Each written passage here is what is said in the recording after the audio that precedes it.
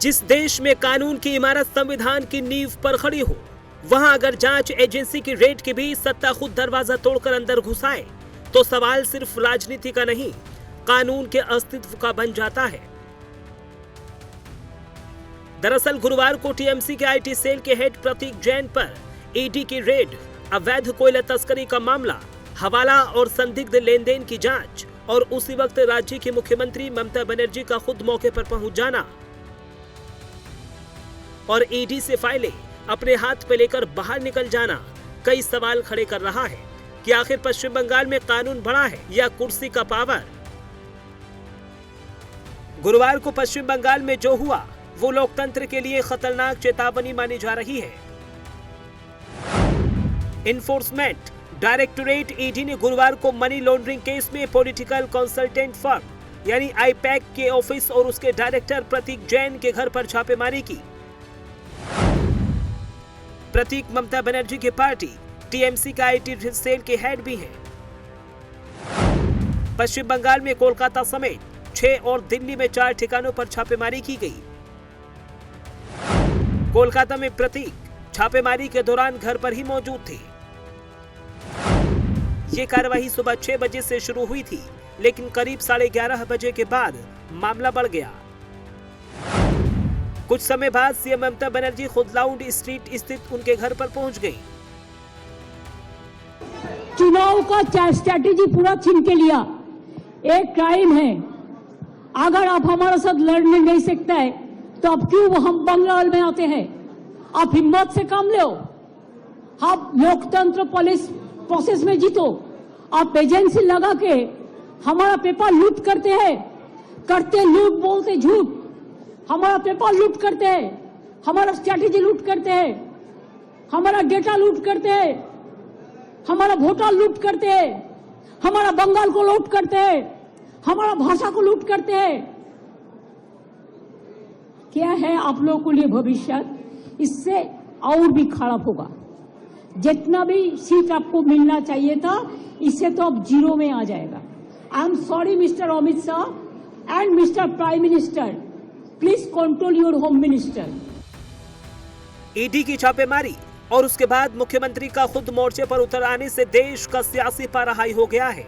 गुरुवार को ईडी ने जैसे ही पॉलिटिकल कंसल्टेंसी फर्म यानी आईपैक से जुड़े ठिकानों पर छापेमारी की,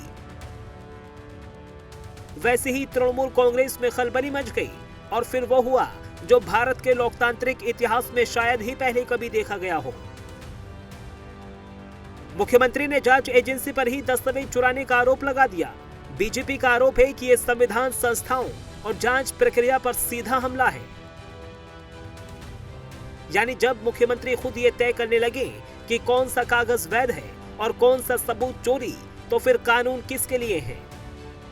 सोशल माध्यम में ट्वीट किए हैं कि ये जो केस है ये कोयला चोरी का केस है और ये बहुत दिन से चल रहा है, ये कोई नया केस नहीं है और इसके साथ राजनीति या टीएमसी का कोई संबंध नहीं है। और ईडी का दावा है कि ये कार्रवाई अवैध कोयला तस्करी से जुड़े एक बड़े नेटवर्क की जांच का हिस्सा है, जिसमें हवाला चैनलों, शेल कंपनियों और बेनामी खातों के जरिए करोड़ों रुपए का लेन देन किया गया है। एजेंसी के मुताबिक इन ठिकानों से ऐसे दस्तावेज मिलने की आशंका थी जो ये दिखा सकते हैं कि काले धन का इस्तेमाल राजनीतिक रणनीति, चुनावी मैनेजमेंट और अन्य गतिविधियों में किया जाता है। लेकिन ममता बनर्जी और उनकी सरकार ने इन आरोपों को सिरे से खारिज करा है। टीएमसी का आरोप है कि ये छापेमारी केंद्रीय एजेंसियों का इस्तेमाल विपक्ष को डराने और राजनीतिक संतुलन बिगाड़ने के लिए किया जा रहा है। ईडी को, सेंट्रल एजेंसी को मिसयूज करके भाजपा उनका पॉलिटिकल एजेंडा फुलफिल करना चाहते हैं। अभी वो समझ गए वो बुरी तरह हारने वाला है। अभी ऐसा है कि वो तो वोट चोरी करने का कोशिश किया इलेक्शन कमीशन को मिसयूज करके। वो वोट चोर भाजपा, वोट चोर जेन्युइन वोटर्स को हैरेस करने लगा। जब वो देखा पूरा स्टेट में तृणमूल वर्कर्स वो रास्ते में उतर गए और पूरा स्क्रूटिनी, पूरा सिटीजन्स का साथ दे रहे हैं, तो वो ये वोट चोरी वो इसका फेल हो रहा है। इसीलिए अभी डेटा चोरी का वो कंस्पिरेसी किया। अगर जिस केस में अगर रेड किया है, अगर उसमें रेड का जरूरत था, अगर इन्वेस्टिगेशन का जरूरत था, अगर इंटरोगेशन का जरूरत था, तो इतने दिन कौन मना किया? वेस्ट बंगाल में करप्शन के केसेस बोथ साइड्स है और कई सालों से है, मगर ये फैशन सा बन गया है भाजपा की तरफ से। इलेक्शन जिस स्टेट में नजदीक आता है वहां पहले अपने से पहले वो ईडी को भेजते हैं। और अगर ये केस बनता था इस कंपनी पर तो ये तो 10 साल से काम कर रही है। ये ईडी रेड, इस तरह का इन्वेस्टिगेशन 2 साल पहले भी हो सकता था, 3 साल पहले भी हो सकता था, आज ही क्यों?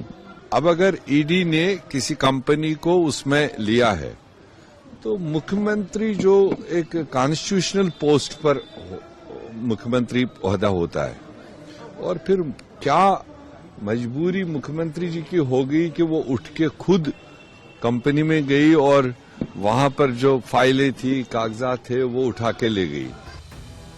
लेकिन सवाल ये है कि आखिर छापेमारी से टीएमसी को दिक्कत क्यों हो रही है? क्या टीएमसी को ये डर है कि इस कार्रवाई से उसके राज सामने आएंगे? और अगर नहीं तो फिर ममता बनर्जी को खुद दखल देने की जरूरत क्यों पड़ी? इन सभी सवालों के घेरे में ममता सरकार घिर चुकी है। बीजेपी ने इसे कानून और संविधान का खुला अपमान करार दिया है। पार्टी का कहना है कि अगर कोई आम नागरिक या विपक्षी नेता इस तरह जांच एजेंसी के काम में दखल देता तो उसके खिलाफ तुरंत कड़ी कार्रवाई होती है। लेकिन यहाँ सवाल ये उठता है, क्या मुख्यमंत्री होने के नाते कानून के नियम बदल गए हैं? बीजेपी ने इस मामले पर ममता बनर्जी उनके साथ मौजूद अधिकारियों के खिलाफ जांच एजेंसियों के काम में बाधा डालने के आरोप में कानूनी कार्रवाई की मांग की है। मुख्यमंत्री जो इस हवाला में और कोल स्कैम में इन्वॉल्व है उसको प्रोटेक्ट करना चाहते हैं। Corruption, coal scam, this hawala, all are synonymous with Trinamool Congress. मुख्यमंत्री खुद आज इसको एस्टैब्लिश कर दिया। किसी भी राज्य की मुख्यमंत्री किसी रेड चल रहा है एक सरकारी संस्था का, उसका उसी जगह पर पहुंच जाना और उसका से सारे एविडेंस छीन लेना, ये आज तक हिंदुस्तान में किसी जगह हुआ नहीं। अरे कुछ भी बोल सकता है। बंगाल में कहावत है, ठाकुर रामकृष्ण देव बोल के गया है, जो अबूझ शिशु तो बाप के लाथी मारे, ता बोले कि बाप इज्जत जाए रे।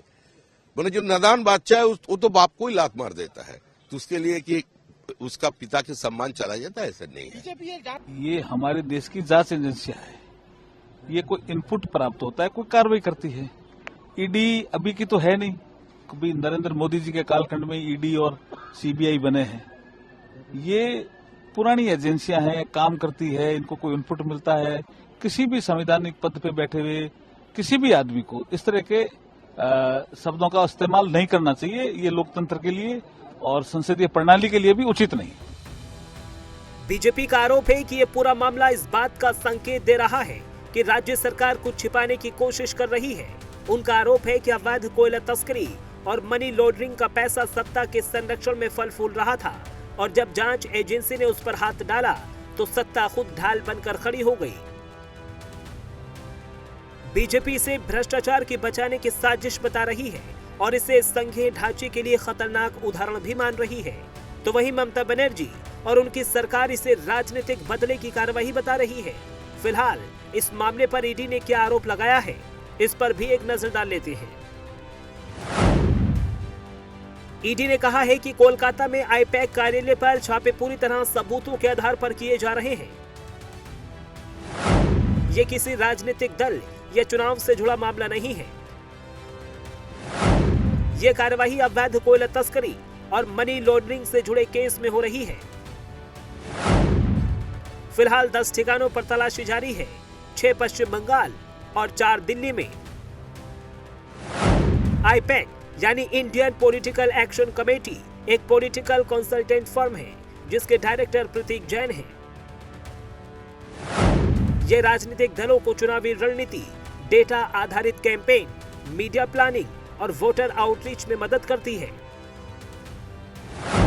इसकी शुरुआत 2013 में प्रशांत किशोर ने प्रतीक के साथ की थी। प्रशांत किशोर के हटने के बाद आईपैक की कमान प्रतीक के पास आ गई। प्रशांत ने बाद में बिहार में जन स्वराज पार्टी बनाई। आईपैक तृणमूल कांग्रेस यानी टीएमसी के साथ 2021 से जुड़ी है। आईपैक का शुरू से सब जगह घोटाला हुआ है। बिहार के भी चुनाव से पहले जन स्वराज पार्टी को आईपैक पैसा दे रहा था। ये हमें समझ में नहीं आ रहा था कि आईपैक अपने आप को एक कंसल्टेंसी बताती है, तो उससे तो जन स्वराज से पैसे लेने चाहिए थे। लेकिन बिहार चुनाव में 60 करोड़ रुपए से ज़्यादा आईपैक ने प्रशांत किशोर को दिया था हमें हराने के लिए। तो आईपैक की जितनी भी डीलिंग है सब घोटाले हैं, सब 2 नंबर पैसे लिए जाते हैं और 2 नंबर से 1 नंबर करने के लिए। ईडी की छापेमारी के बाद कोलकाता की सड़कों पर सियासत उबल रही है। नारे, आरोप, हंगामा और सत्ता की घबराहट साफ दिखाई दे रही है। छापेमारी को लेकर ममता बनर्जी ने प्रदर्शन करने का ऐलान कर दिया है। Bureau report, prime news.